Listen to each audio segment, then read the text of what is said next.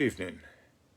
I'm Edward Sonchen Oberholzer, resident priest and guiding teacher of the Joseph Priestley Zen Sangha here in Lewisburg, Pennsylvania. We're an affiliate of Empty Moon Zen. Over 3,000 years ago, a young fugitive from Egypt was tending the flocks of his father-in-law under the shadow of Mount Horeb when he saw in the distance a bush engulfed in flames, a bush engulfed and yet not consumed.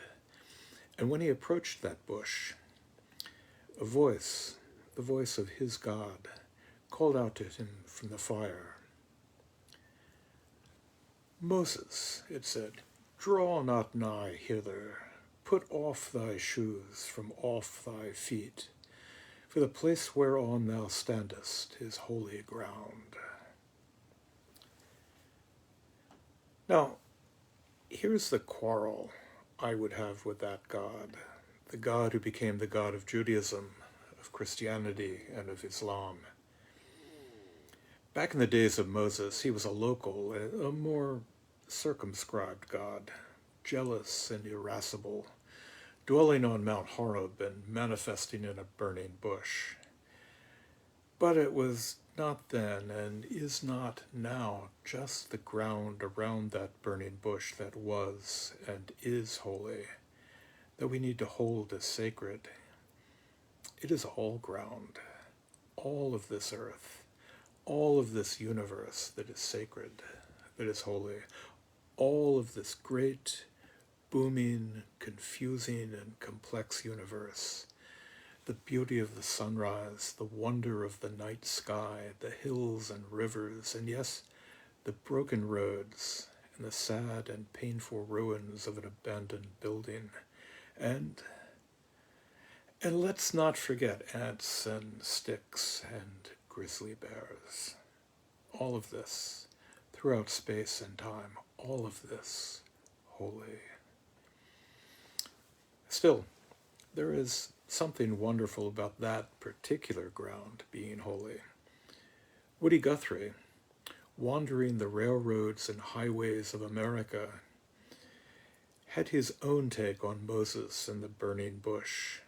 In his rendition, it seems the voice of God was Guthrie's own voice, which sang out from that burning bush, accompanied by guitar and harmonica. Take off your shoes, this place you're standing, it's holy ground. Take off your shoes, the spot you're standing, it's holy ground. Take off your shoes and pray, the ground you walk, it's holy ground. Every spot on earth I traipse around, every spot I walk, it's holy ground. Our ancestor Hakuin tells us that this earth where you stand is the pure lotus land, and this very body, the body of Buddha. And as we walk as Guthrie walked and hitchhiked, as Moses walked the wilderness of Sinai for 40 years, as Hakuin walked the mountains of Japan, all on holy ground. John Muir is said to have claimed, incorrectly, that the word saunter comes from the medieval practice of pilgrimage to the Holy Land, the Saunter. But like all things apocryphal, that confluence of sauntering and pilgrimage is too good not to be true, even if it's not supported by Webster's Third International Dictionary.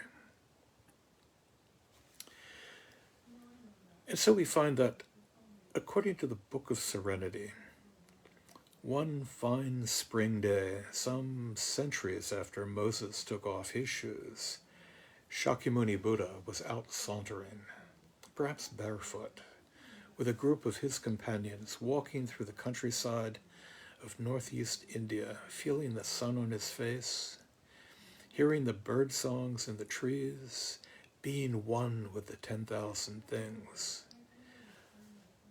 Looking around at the mountains, the forests, the meadow, he pointed to the ground at his feet and said, This would be a fine place for a temple. The god Indra placed a stem of grass in the ground and said, "The temple is erected." The Buddha smiled.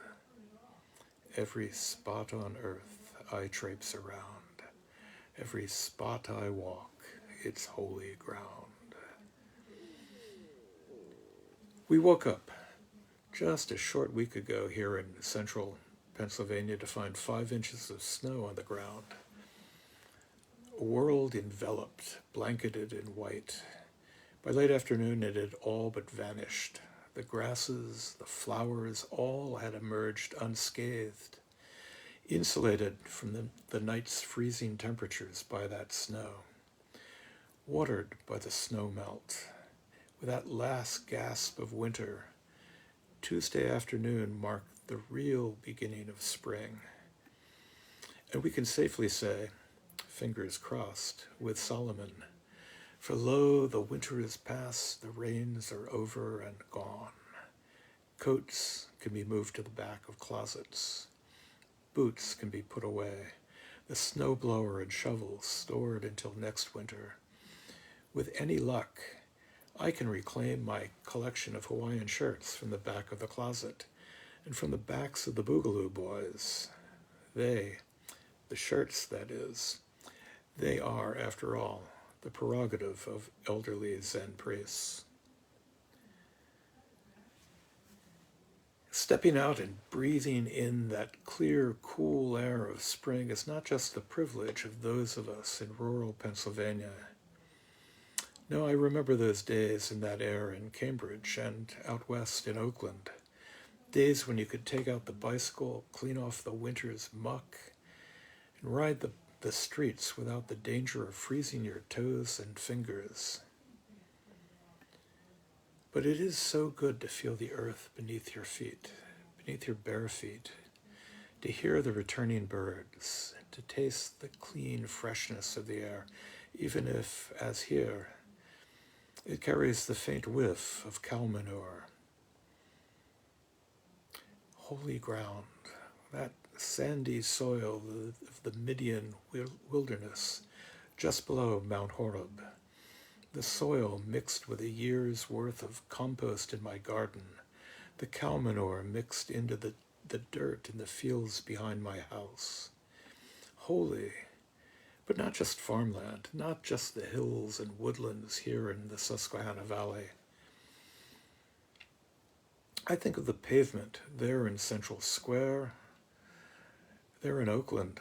Holy, I think of the running path down by the Charles River. Holy, good God, I think of the pretzeled, traffic-jammed overpasses leading to the Bay Bridge in Oakland. Holy. And of course, as Bodhidharma informed the Emperor Wu, nothing is holy.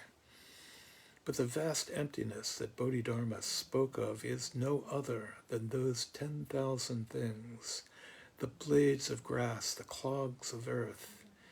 It's here in the puddles and the potholes on Pearl Street, out in front of the Cambridge Zendo, the wires strung pole to pole in the gravel and grit and salt and sand still on the street that clogs the chains of your bicycles. No, just as no thing is holy, so all of this is holy. Today, less than a week past Earth Day, the 52nd celebration of the Earth, of our holy ground. I like that it's Earth Day plus a week. It's so easy to set aside one day to commemorate this Earth where we stand. While we've done this officially for 52 years, we've walked, sauntered the Earth for millions of days past. But our obligations to our planet extend on into the future and both culminate and begin this morning. Not any one day set aside, just this one beginning. Take that one step, however small. As the medieval rabbi Turfan once said, you're not obligated to finish the work of perfecting the world, but neither are you free to abandon it. Walk out into the farmlands, the forests, the city parks, the sidewalks. The place whereon thou standest is holy ground. But it's not simply a gift, though it is that. It's a gift given to us in trust, a gift that is us. There is no one to tend it for you. This pure lotus land is you. This blade of grass, this temple is you. This burning bush, this holy ground. This holy ground is you. Take off your shoes, erect that temple, see to it that the walls, the roof, the foundations of our earthly home remain safe, not just this day, but throughout space and time.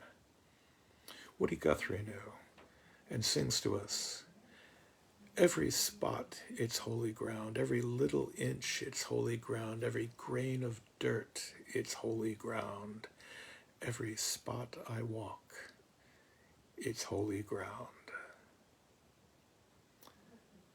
Thank you.